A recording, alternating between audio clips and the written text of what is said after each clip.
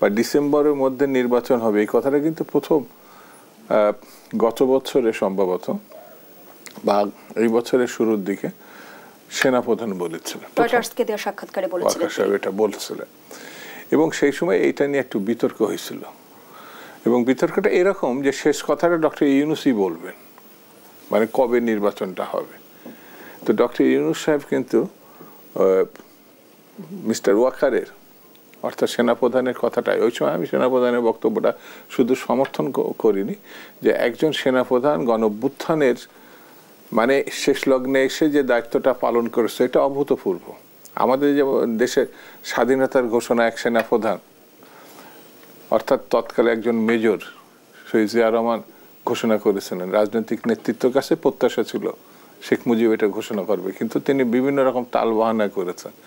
এটা আপনার সেই তাজউদ্দিন সাহেবের লেখাতেও আমরা দেখেছি। এই দেশের সেনাবাহিনী কখনো কখনো স্বাধীনতার উষালগ্ন থেকে শুরু করে সর্বশেষ জেনারেল ওয়াকার যে দায়িত্ব পালন করেছে সেগুলো স্মরণীয়।